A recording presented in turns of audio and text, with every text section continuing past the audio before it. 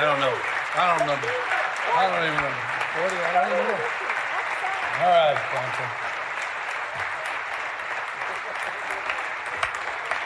Thank you. Thank you, everybody. Thank you. Thank you, everybody. Thank you, Madam Lieutenant Governor. The Speaker, I'll pick up on your remarks to the person who should be given the State of the State based on your reaction, our new Senate Pro Tem. My gosh. What is that?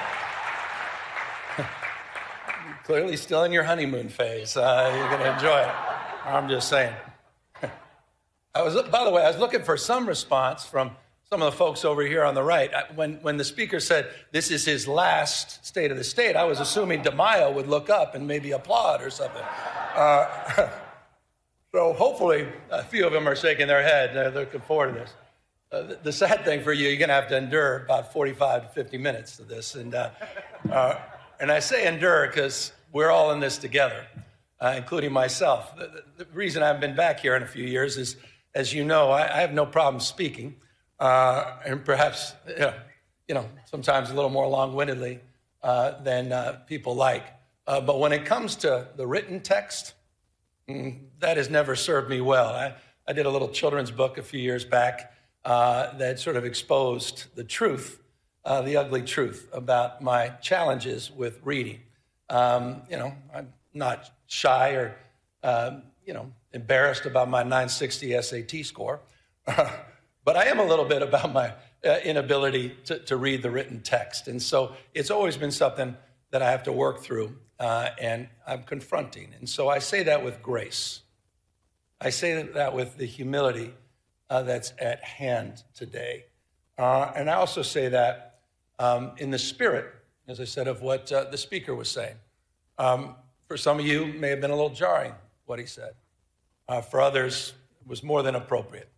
The stress that many of us are feeling, the stacking of stress, in that journey the Lieutenant Governor is talking about over the last 7 years. And I don't think we've given ourselves the kind of grace that we deserve. We never had time to really reflect on everything we've been together. Last time I talked here was 2020. And all of a sudden, everything was virtual. And then we came right out of that, and the social unrest, supply chains, inflation, all this stacking of stress. And so I'll try to reflect some of that in my comments today. I'll say things that may be piercing to some of you, but it's not intended to demean, it's not intended to divide, but I'm speaking from my heart. I'm saying what I think, again, with the grace and humility to know that I am constantly a work in progress. I'm learning on this job, 7+ years in. Learning every single day, and proud in closing as I jump into the speech of all of you and all that I've learned from each and every one of you, each and every one of you, regardless of your politics, regardless of your faith, regardless of where you live and who you voted for. I just want to express gratitude to every single person in this chamber, to every single person that shaped who we are today and what this state represents, not just today, but tomorrow. But first, I appreciate it.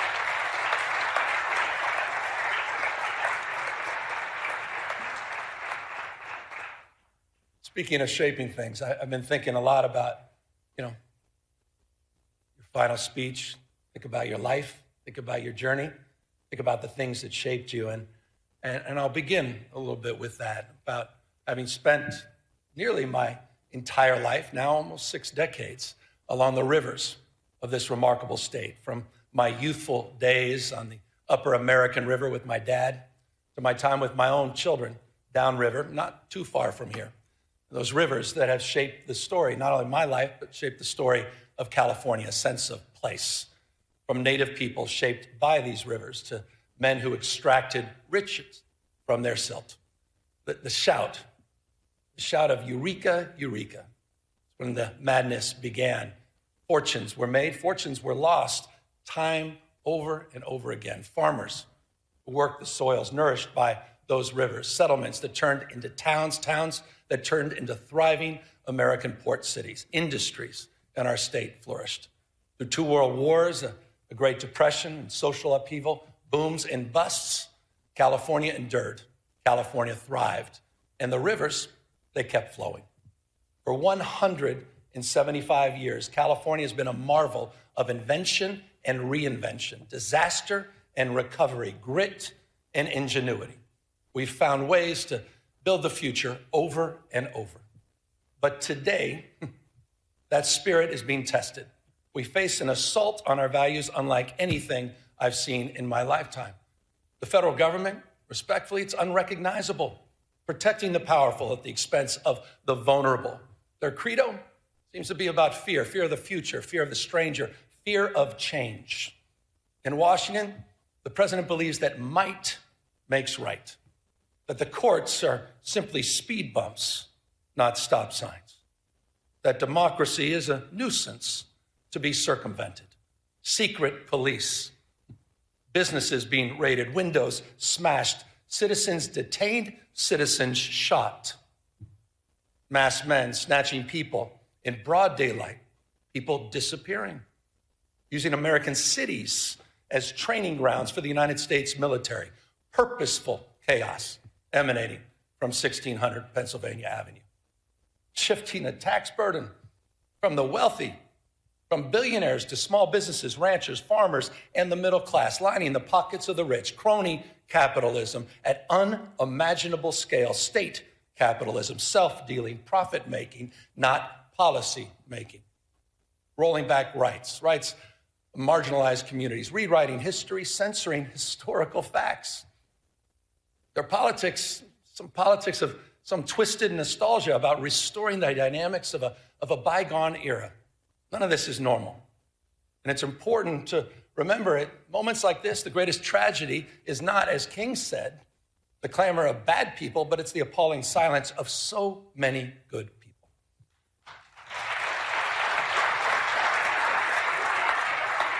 Not normal. But in California, we're not silent. You're not silent. You're not hunkering down. We're not retreating. We're a beacon. The state is providing a different narrative, an operational model, a policy blueprint for others to follow. This state, this people, this experiment in democracy belongs not to the past, but it belongs to the future.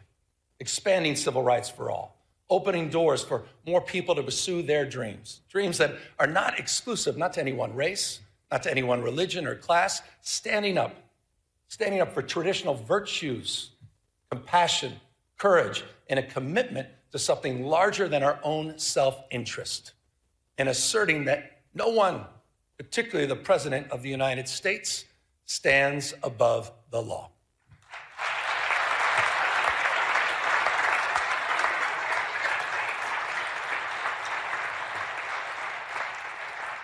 We've gone to court. We've gone to court to protect our people, pushing back against this executive overreach. 52 lawsuits have been filed, funded by you, by the way, in the special session that all of you led. And as a consequence, point of pride for our Attorney General, as a consequence,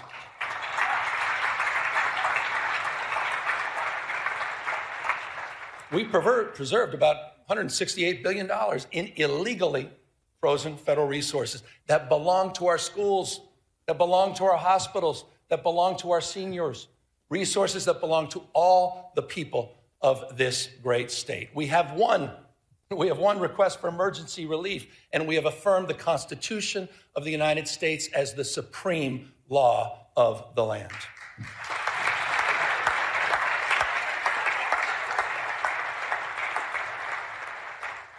I say this with respect, but mindful. But Mr. President, you can't cut off critical food assistance for millions of people. You can't send the military into American cities without justification. And you cannot cruelly and illegally cut off funding for medical research, homeland security, or disaster response. That is wrong. That is wrong. And you have all stood up. You have all stood up. Our Attorney General has stood up. Our Speaker has stood up. Our pro tem has stood up. All of you, on behalf of all people in our state. Proud of that. You should be proud of that.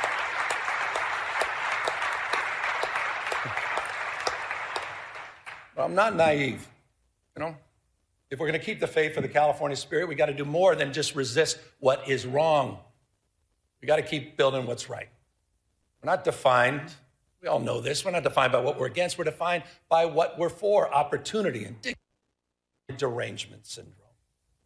Look at this state to tear down, try to attack all our progress, but we know the truth.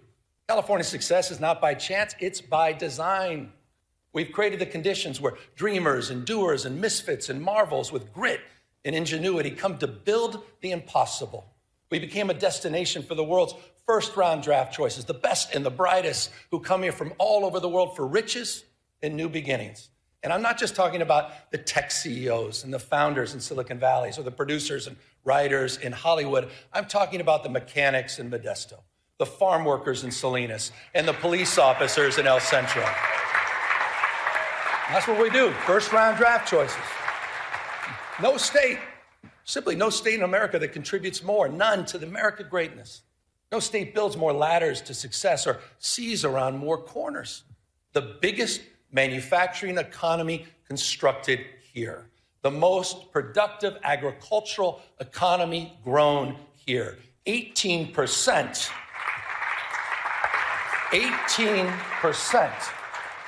18% of the world's R&D invested right here in California. 1/2 of America's unicorn companies, those companies valued over $1 billion, 1/2 are in the great state of California. And get this, the happiest cities, right here in California, you know who you are. Fremont, San Jose, Irvine, San Francisco, and San Diego, consistently the most happiest places on earth. In your state, I think that matters. And it's interesting, isn't it? Those cities, they have so much in common, don't they? And that's proximity. The one thing they all have in common is proximity to the greatest research institutions in the world, the greatest system of public higher education anywhere in the world, this conveyor belt for talent. A proof point, you all know this, but I want to remind everybody, a proof point, just last year, the UCs, they added an additional 5 Nobel laureates to its roster, 1 out of every 3 laureates here in California. Come on. It's almost too much. I was reading this. I don't see this on some of the cable networks. 13,700 active patents in the UC system alone. That's more than any other system on the globe. We simply have no peers. And this, again, I said it earlier, it's not by chance, it's by design. You've nurtured these steps, big and small. They've emanated from these chambers. You have kept the state stable. You've kept it reliable because you've invested in the California dream.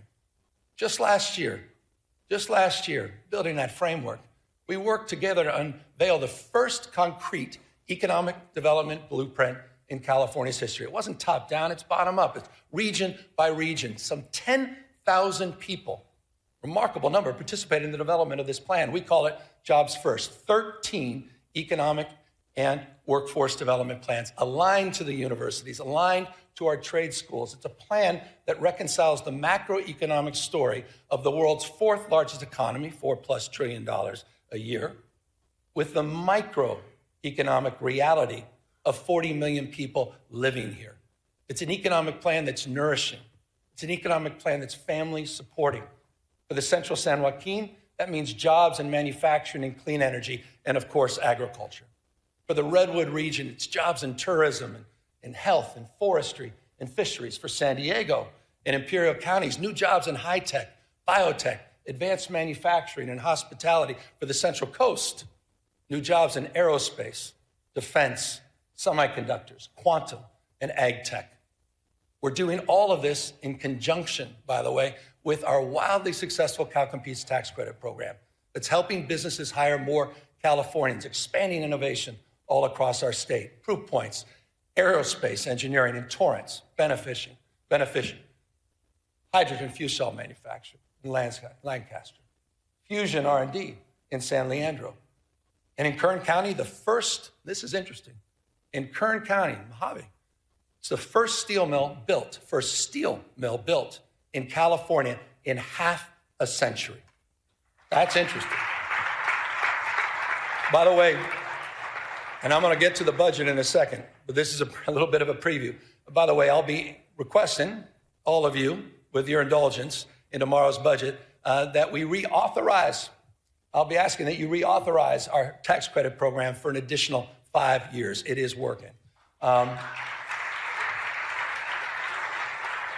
know what else is working? Speaking of tax credits, ever since that first moving image was taken of a horse, some of you may recall this, a horse named Sally in Palo Alto, to the early silent film studios in Fremont in Los Angeles, Hollywood has been one of California's, been perhaps the most California of industries. And that's why we're proud we worked together last year to double down on our film and tax credit programs. And not only keep our iconic industry here, but all the unionized camera operators, stunt performers, wardrobe, and set designers. It's a point of pride, and that program is working and producing real results because of your leadership.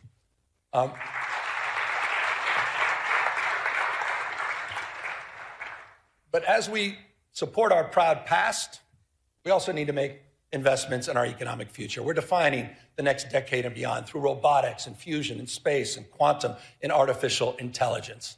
And speaking of which, I understand it goes without saying that no technology holds more promise, also and more peril to jobs, our economy, to our way of life than artificial intelligence. Bottom line is the tech genie's out of the bottle. The question is not whether change is happening, it is. The question is, what values will guide us into this new frontier? And that's a question you're answering, that we are answering. Last year, we worked together on landmark legislation to create the nation's first rules for responsible, ethical, and safe use of AI. Regulations that provide guardrails that balance risk and opportunity. This was a consensus effort and a template for the nation where you may have just seen, just recently, New York State adopted our approach, your approach here in California, and made it their own. That's California leadership. We're leading the way in this space. It's how we're shaping the future. And it's a unique combination, isn't it, of conscience and capital, entrepreneurial and innovative spirit that encourages risk-taking but discourages recklessness. Policy that creates predictability, so investors have confidence and innovators have space to dream and do. Compare that to this carnival of chaos on the national stage. All these mini dramas that we have to deal with hour by hour, this sort of vapid day trading with real world consequences. No more striking than that big, beautiful bill. I want to remind everybody what it means to all of us here in California. That big, beautiful bill is putting 1.8 million Californians at risk of losing their health insurance. 2 million facing premium increases. 2 million. Cuts in food aid poised to impact some 375,000 Californians. And for what? For what? All to benefit the top 10% of this country. People already own 2/3. Top 10%, 2/3 of the household wealth. Plutarch. Brown quoted Cincinnatus in his last speech. I'll quote Plutarch. Said the imbalance, said this almost about 2,000 years ago. He warned the Athenians. Imbalance, 2,000 years ago. The imbalance between the rich and the poor is the oldest and most fatal ailment of all republics. Think about that. 2,000 years ago. It's just not sustainable. It's not. Understanding the lessons of the past, California, all of us, we've marched the beat of a different drum. We built one of the most progressive tax systems in the nation. One that asked high-income residents to pay a little bit more without punishing those that are making a little bit less. Think about this, and I hope folks over here think about this. There are 11 states in the United States of America that tax their middle wage earners more than the state of California. There are 16 states in the United States of America that tax their low-wage earners more than California taxes its high-wage earners. So the question to all of you, who are the high-tax states? Just consider Texas. Just consider Florida, the two most regressive tax states in America. They're hammering their low-income earners. They're hammering them more than their wealthiest. Who are the high-tax states?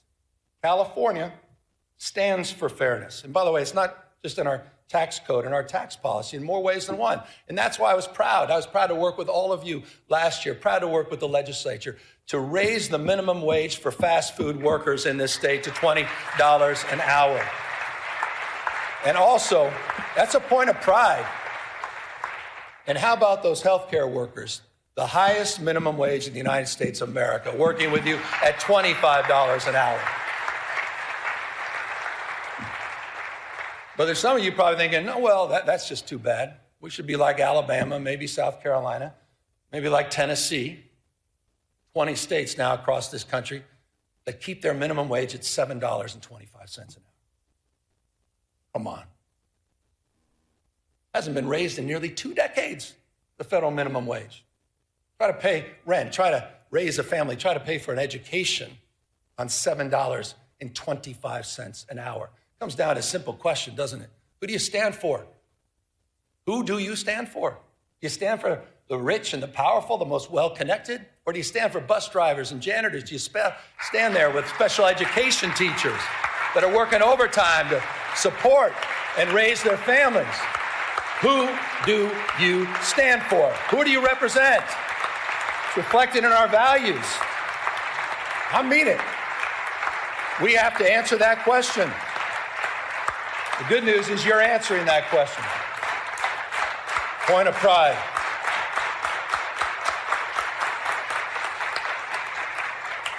California way.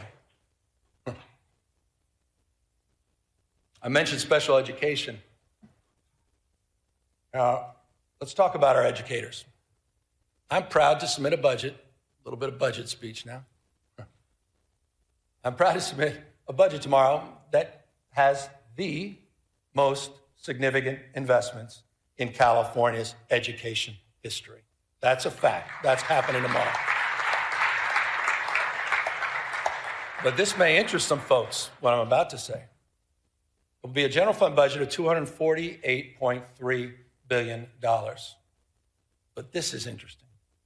You may want to write this down. It includes revenues that are $42.3 billion higher than we forecasted. $42.3 billion higher. Why? Why? Because our economy's growing. Our population's growing. Why? Because of the energy and daring of entrepreneurs that are growing and dominating in the industries of the future.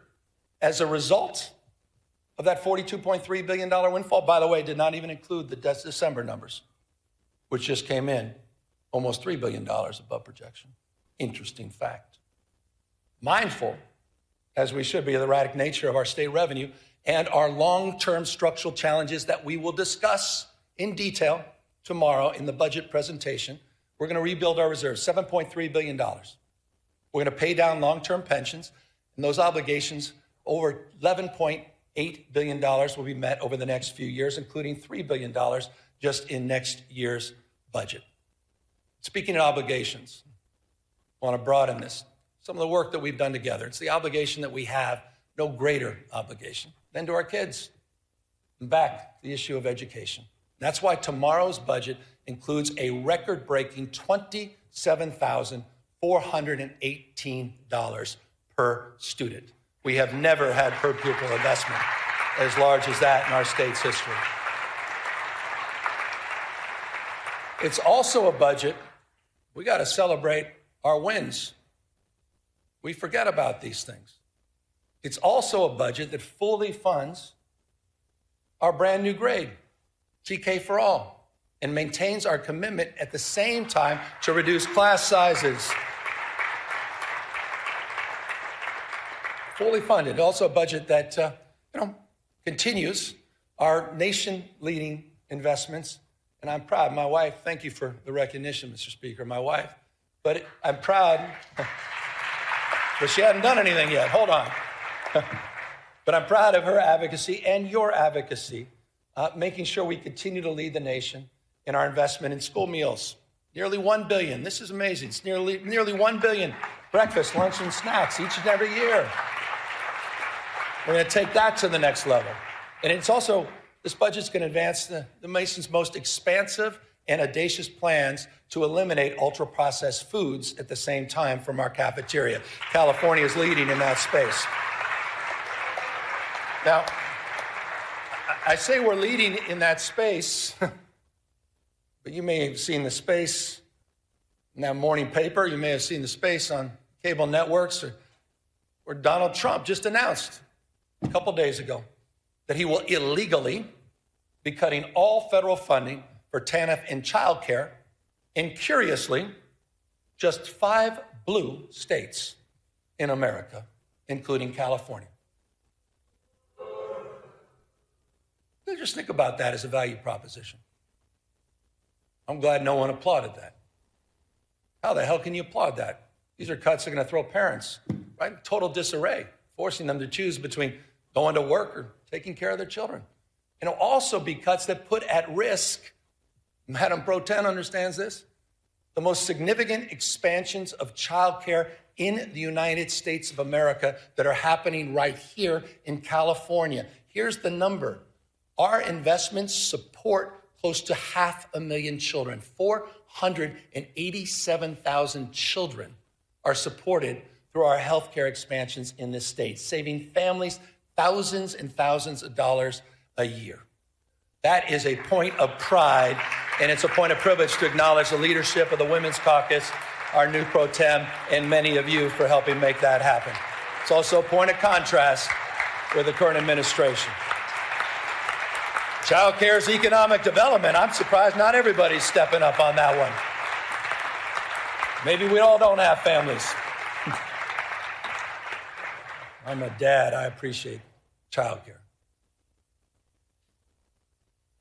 Look, when we talk about saving families money, let's consider the bold commitment we made just a few years ago as well. And that's to bolster after-school and summer school programs. We bolstered them by providing 9 hours a day of enrichment and 30 days of summer school each year. And I'm proud to say that this budget is going to finish the job to make that pledge universal at every elementary school in the state. We will complete that commitment this year. That's after school for all. We did it. Been promoted for years and years. Look, more hours of enrichment, more literacy coaches, more reading specialists, healthy meals for all, an entire grade for everyone. But we understand it's not just any one of these initiatives on their own. It's also the complete transformation of our campuses through rigorous, relevant, and engaging community schools, one of our most significant achievements over the last few years. I want to remind you, this is important. To date, California's invested $4.1 billion in these life-changing, enriching community schools, supporting over 2,500 campuses throughout the state. And the good news is we're not done. The budget that I will propose tomorrow includes an additional $1 billion to expand thousands of additional high-need community schools in our state. These are working. These investments are working. These investments are paying off. Just this year, this may have gone lost in all the noise, but just this year, we've seen improved academic achievement in every subject area, at every grade level, in every student group, with greater gains of test scores for Black and Latino kids. That happened, and that's happening in California's public educational system. And it's a point of pride. It's a point of pride that those gains are particularly pronounced in Los Angeles, the nation's second largest school district. And I just want to say this to the teachers, the classified employees, and to the parents of LA Unified School kids. You should be very proud of your progress you're making, particularly proud of your leader who's here, the superintendent of public education, Alberto Cavallo, who's here with us today, who's just been doing a remarkable job. Alberto, I appreciate You coming all the way up from Los Angeles. And just so you know,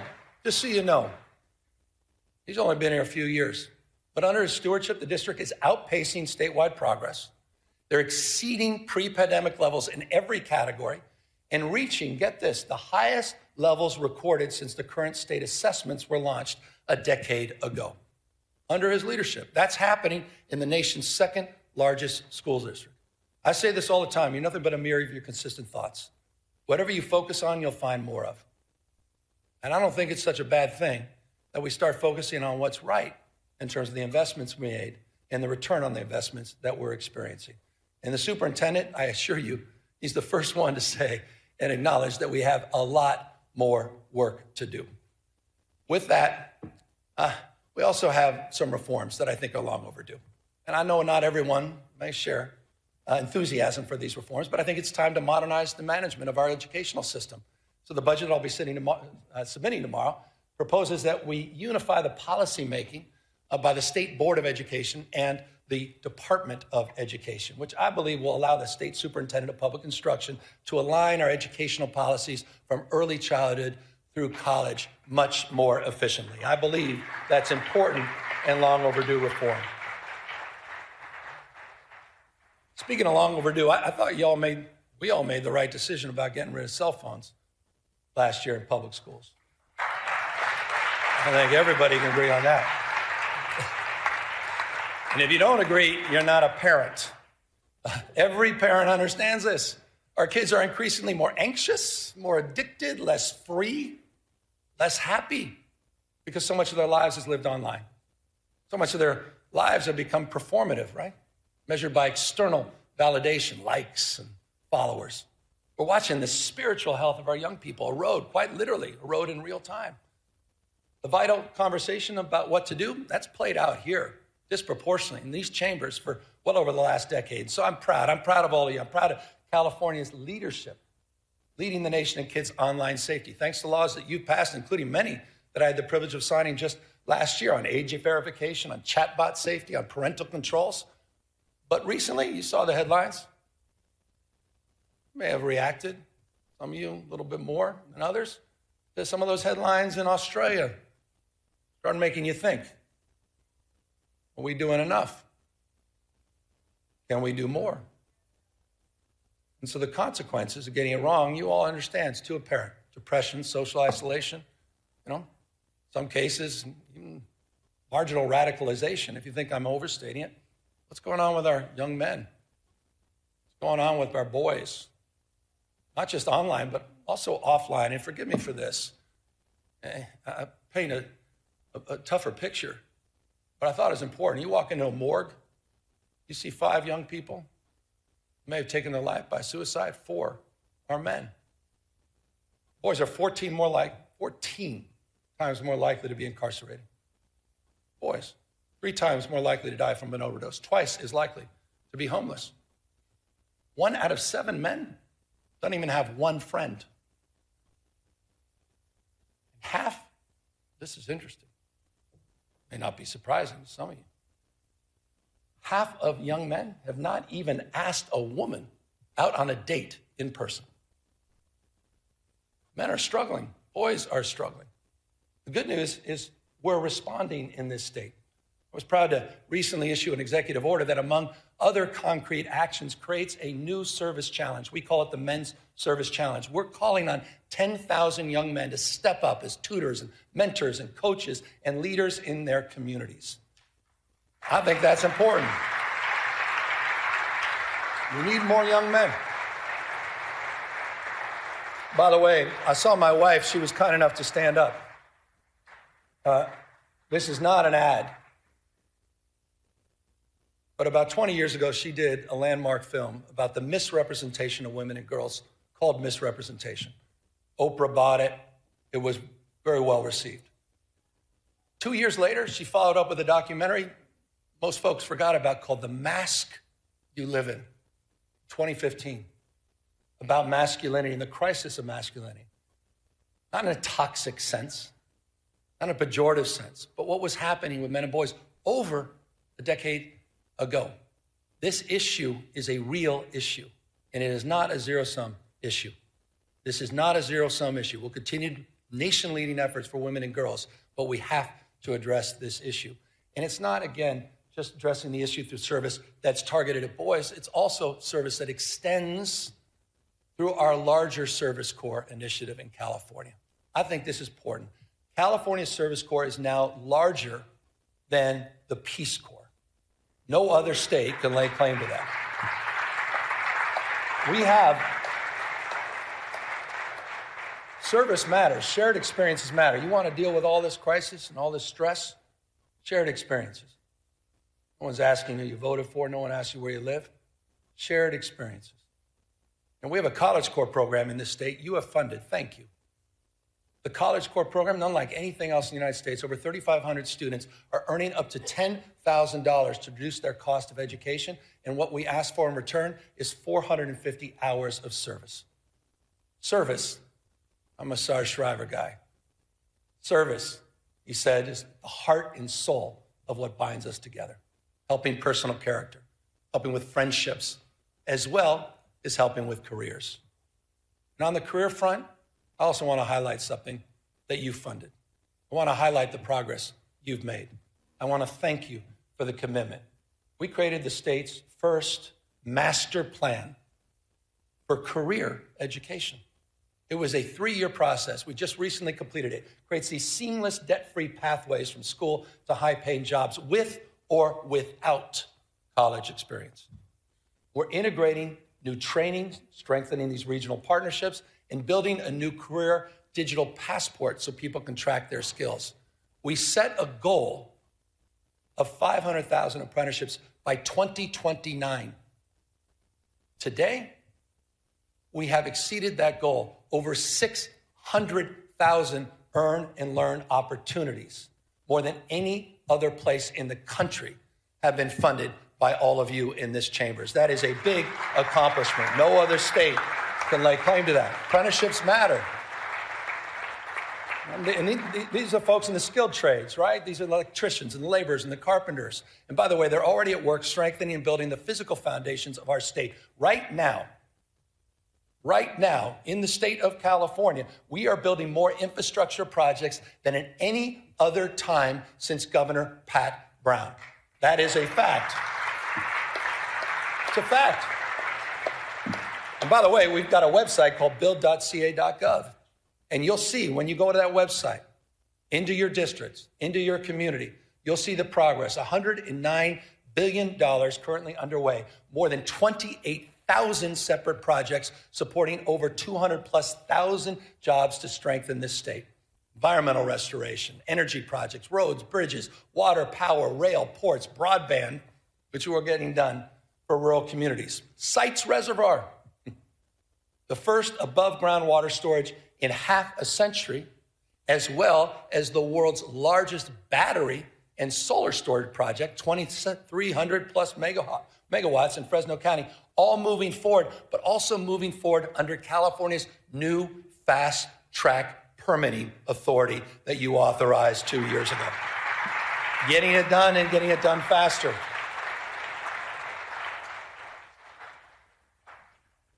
I debated whether or not to include this in my comments, but I thought it's important. My gosh, how about mis and disrepresentation? How about mis and disinformation? Pick up on permitting, fast tracking. We're also laying tracks. Laying tracks in the nation's first high-speed rail system.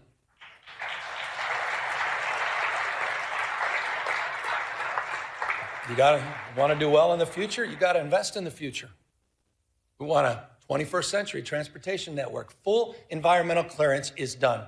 We built over 50 major structures. More than 60 miles of guideway have been completed, ready for immediate track lane in the Central Valley. 2,270 parcels and right-of-way have been procured. Full electrification. Ask the folks in the Bay Area, they understand this. Full electrification of 51 miles of tracks for Caltrans, which is allowing people to move more quickly and more efficiently. We're connecting some of the fastest growing places in our state, and I'm proud of this. I'm proud of Fresno. I'm proud of Madero. I'm proud of Bakersfield.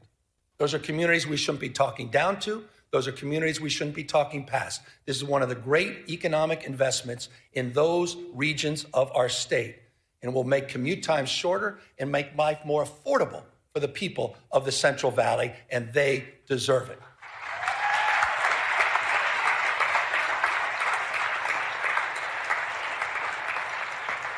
By the way, affordability, it's not a word we just discovered.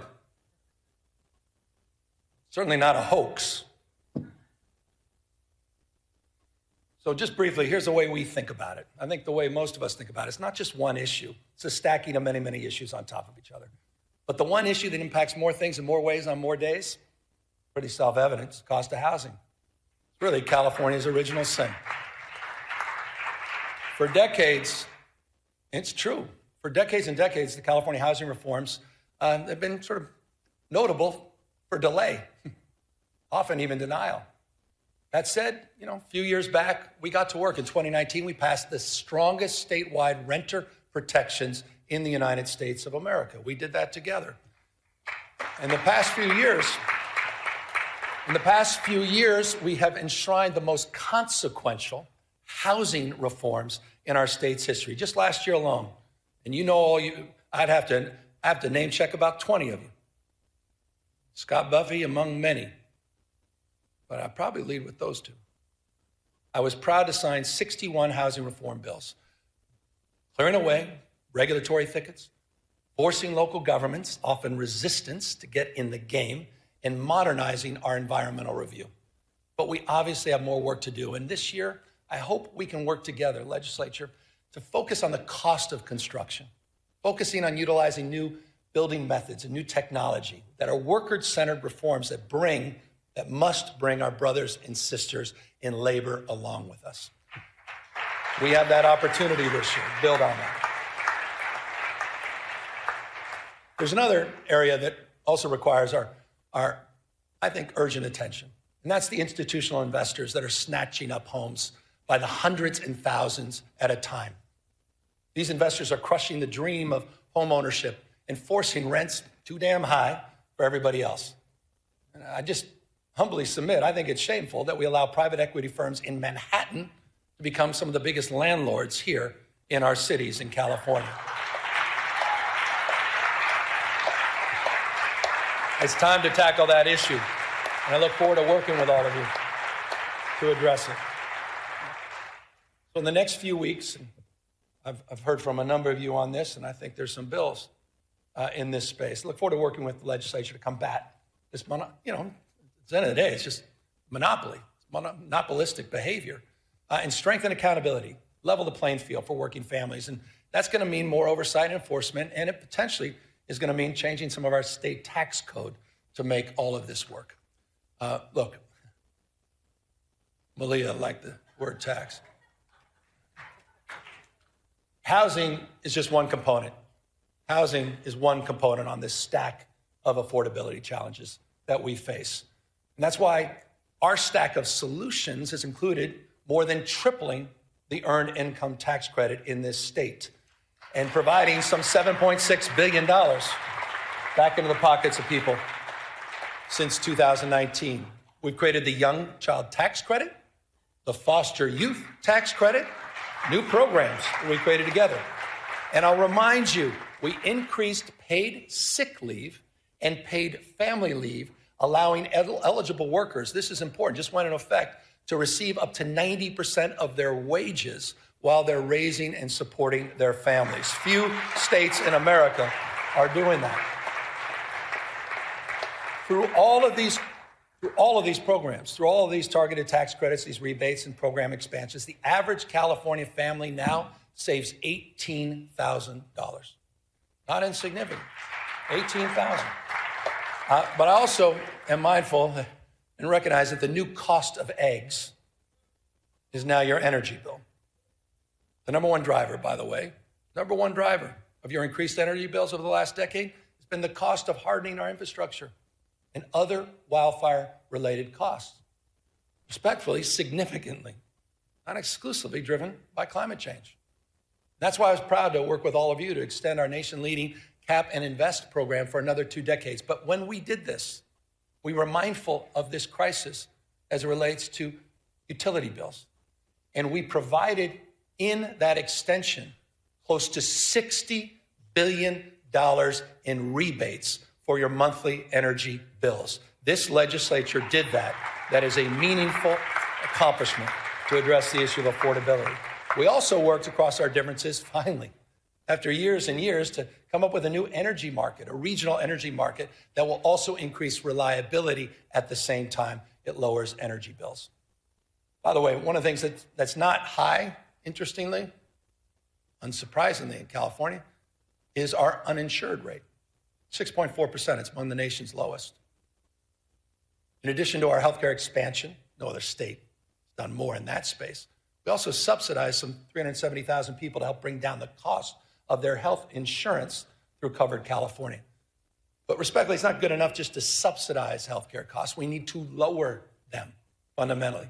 And we're doing just that, working together through our CalRx program. We launched our own generic drug label. Just last week, we released and launched a insulin pen at just $11. No other state can lay claim to that. It is now available to Californians. By the way, it's just like we did with naloxone last year and other life-saving drugs. So it's in that spirit that we focused on reforms, including in our mental health and homeless space. And I want to just acknowledge, when I got here, we had no homeless plan, we had no housing plan, we had no mental health plan, there's no accountability. There was little investment. Not a knock, it just wasn't the focus, the priority of Sacramento. It was the responsibility of cities and counties. I know this intimately as a former mayor. When I was mayor, I never thought about calling Arnold Schwarzenegger and say, what the hell are you doing on homelessness? Wasn't even in my consciousness. It was responsibility exclusively of cities and counties. That has fundamentally changed. We crafted new statewide programs. Just think about this. Don't forget about it. You funded Home Key. You funded Project Room Key that together have taken, quite literally, PolitiFact this, 72,000 people off the streets by converting hotels and motels and other properties into long-term housing. And by the way, we're seeing results. We're seeing results. Early data just compiled. You may have seen this. We just released it. Early data shows, and this is the important number, unsheltered homeless. That the number of unsheltered homeless in California dropped almost double digits, 9% last year in 2025. It dropped in the state of California. First time in over a decade and a half that we can lay claim to that. LA down 10.3%, Riverside down 19%, Contra Costa County down 34.8%. And I'll remind folks, by the way, you think this is unique to California? Overall homelessness in the United States of America went up 18.13% last year. California, 2025, unsheltered homeless, 9% reduction. First time in almost 2 decades. So the investments are paying off, and of course, it's not good enough, particularly for those living on the streets, self-medicating with drug and alcohol addictions, those suffering from bipolar disorder, schizophrenia, and paranoia. But because of your leadership and new tools to address this issue, we've modernized California's landmark conservatorship laws for the first time in over half a century. You created Care Court, a new legal framework to connect people with untreated psychosis to court-ordered services and housing. And the California voters, they did their part. They supported Proposition 1 with a passage in 2024, $6.38 billion. Here's a brief update for folks that just think this is all going to go away on its own and we don't have to make investments. In just 18 months since the voters approved that program, we've already approved 70% of the new treatment beds and slots that were promised under Prop 1. It's the fastest distribution of bond money in California's history. The fastest. 4,000, here's a numeric, 4,236 new locked and unlocked mental health beds, 18,875 new outpatient beds. It's a big deal. And on July 1st, in just a matter of months, this year, we'll implement the second phase of Proposition 1 by redirecting $1 billion a year in annual mental health funding for housing and treatment for people living on the streets, providing counties what they've been asking for, $1 billion predictable every year. So I say this with love and respect to the counties. No more excuses. It's time to bring people off the streets and out of encampments and into housing and treatment. No more excuses. You've done your job, members of the legislature. We have. No more. State vision is realized locally. Localism is determinative. Just is, period. That doesn't mean our hands are clean. No one's naive about that. And that's why just since 2021, the state has removed, with your support, some 19,000 encampments. And we've worked with providers all across the state to get over 61,000 people out of those encampments and into services. We're seeing results, making streets safer for everyone, fully recognizing that quality of life is at the core of so much of the frustration people feel about our state. And when it comes to quality of life, when it comes to public safety specifically, let's talk about the facts. For the first time in California's history, you stepped up, did something we've never done in the past. You provided grants to police departments, prosecutors, to combat organized crime, retail theft, and hold criminals accountable. You provided $267 million to 55 local law enforcement agencies. We deployed crime suppression teams. We deployed them in Bakersfield. We deployed them in San Francisco. We deployed them in San Bernardino, in Oakland, and recently, because of the tragedy, the shooting in Stockton, we deployed them there. We're supporting local law enforcement. We're also supporting, with the help of the California Highway Patrol, a force that's been bolstered by the addition of 1,000 new officers. And here are the results. Here are the results. We have seen double-digit decreases in crime overall in the state of California. Property crime down, aggravated assault down, car theft down, burglary down, robbery down, violent crime down. California cities are seeing record low homicide rates. Oakland, the lowest homicide rates since 1967. LA, the lowest since 1966. My old town, San Francisco, they're going to have to update their talking points, aren't they? My old town, San Francisco, the lowest homicide rates since 1954. 1954. Okay. Again, we got more work to do, but to those with that California derangement syndrome, I'll repeat, it's time to update your talking points.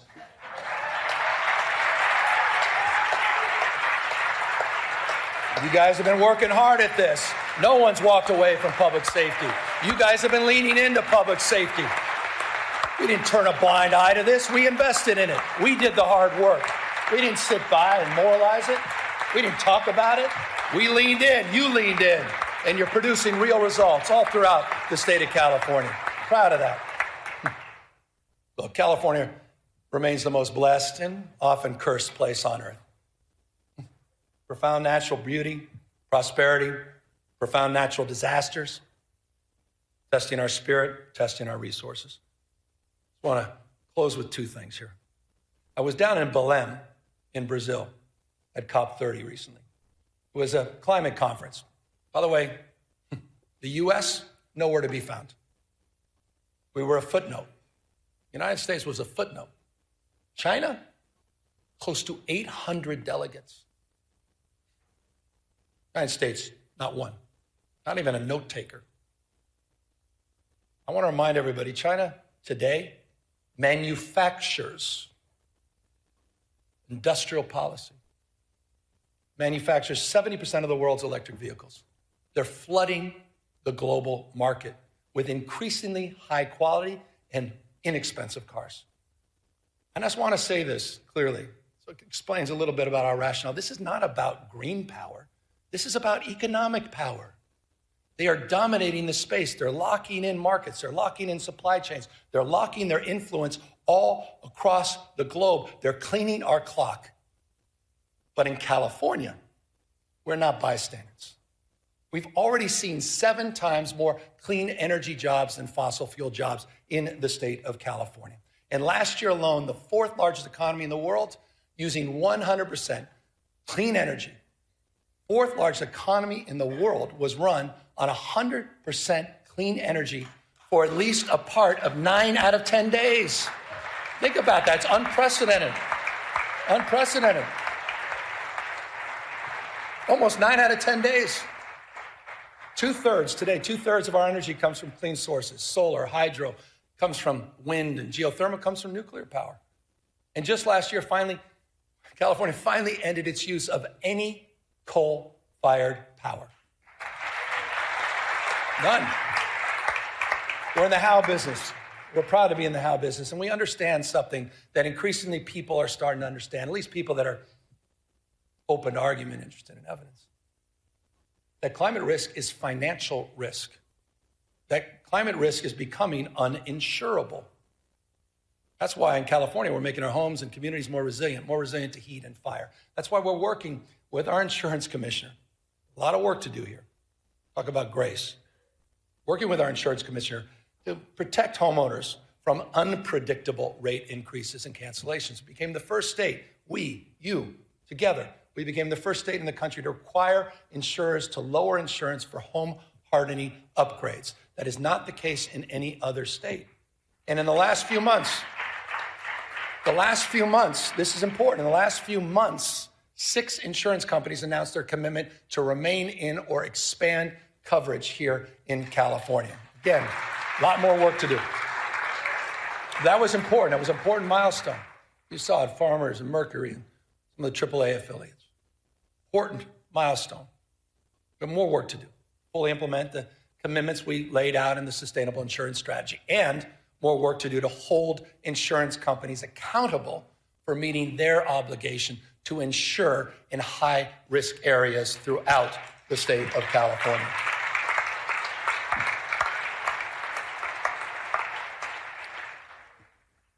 I want to end with this. I was down in LA yesterday. Got back last night, and those insurance stories, they self-evidently, unsurprisingly, were front and center with those survivors that I met. And let me remind everybody, I think it's important. I want to remind everybody what happened a year ago. Put it in perspective. Between January 7th and January 22nd, 48,000 acres burned, the size of 3 Manhattans. 3. Communities torn asunder, Palisades, Altadena, Malibu, Pasadena's. Fires took the lives of 31 people. 31. Destroyed 16,000 structures. On the sober anniversary, it's not only right that we honor the lives lost, but we also honor the lives of some of the remarkable heroes and leaders, the first responders and firefighters that faced unimaginable conditions.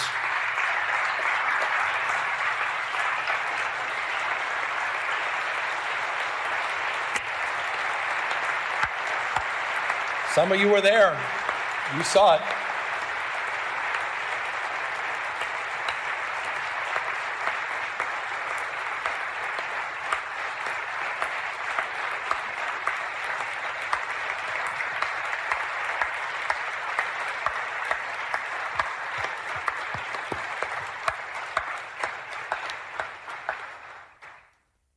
$16,000 at peak, 16,000 personnel working in the arena, the theater of fires, 16 plus large-scale fires.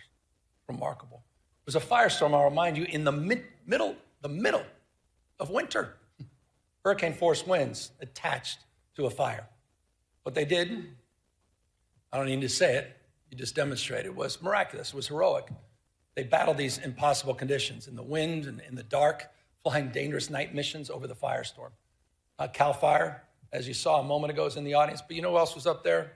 And thank you for applauding them, the community groups and the business owners, and most importantly, can you just stand up?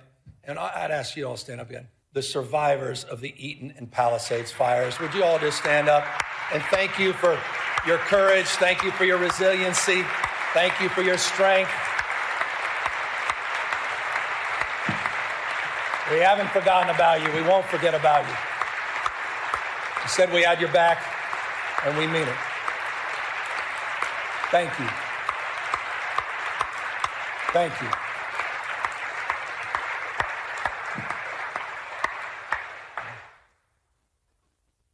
It's always difficult sometimes to talk about this because we were in roundtables, Jen, members of my administration yesterday talking to survivors, and it's called comfort when you say we have the fastest debris removal in U.S. history, which is true.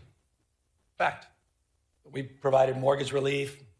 You provided $2.5 billion of grants and funding. I've signed 27 executive orders.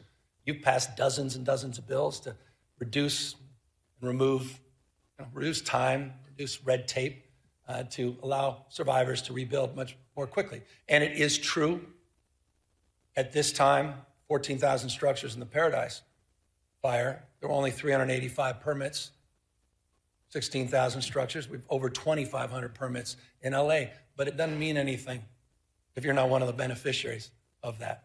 And so we recognize that it's not good enough, and it's not nearly good enough. And that's why we need to do more to turbocharge the efforts to rebuild these communities. And that's why I'll be asking you, and it's in the budget we'll provide tomorrow, to focus on a new rebuilding fund that will help close the gap. This is the biggest challenge. Close the gap between insurance payouts and the cost of rebuilding. This will help get survivors back in their homes much, much faster. But I'd be remiss. Contrast these efforts with the President of the United States. Been a year. Contrast these efforts to Donald Trump's. His complete failure to act.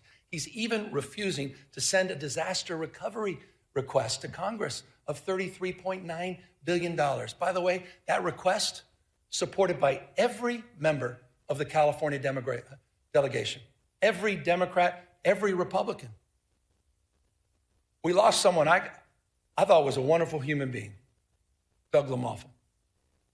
I was engaging with him on water policy just last week.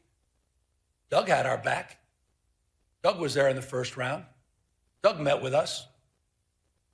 Doug said, we don't play politics with this. It's time for the President of the United States to act like the President of the United States, all the United States of America, to fulfill his promises that he made to deliver for the people of Los Angeles. It's time for the President of the United States to do his job, not turn his back on Americans that happen to live in the great state of California. He was there. We were there for you in Paradise.